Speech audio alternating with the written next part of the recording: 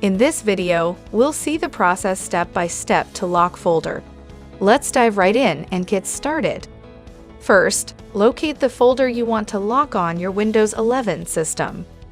Next, right-click on the folder and select Properties from the drop-down menu. In the Properties window, navigate to the General tab and click on Advanced at the bottom. Now, in the Advanced Attributes window, check the box that says Encrypt Contents to Secure Data. After checking the box, click OK to save your changes, and then click OK again to close the folder's Properties window. Windows 11 will now encrypt the folder. To ensure you don't lose access to your locked files, it's essential to back up your file encryption key.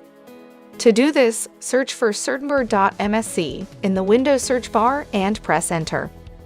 In the Certificate Manager window, navigate to the Personal folder and then click on the Certificates folder on the left pane.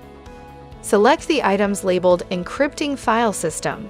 Right-click the selection and click on All Tasks from the drop-down menu. Now, click on Export from the submenu.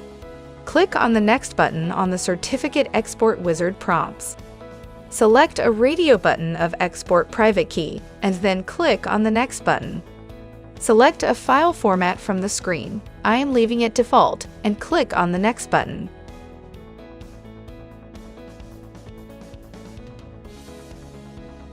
Click on the Browse button on the next screen.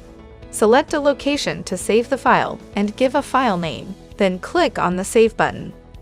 Click on the Next button, and this will start the certificate export process. Click on the Finish button, and you will see a message box that the export was successful. Click on the OK button. Close all the opened windows. Congratulations! You've successfully locked a folder in Windows 11 and backed up your file encryption key for added security. Wasn't that helpful? Thanks for watching.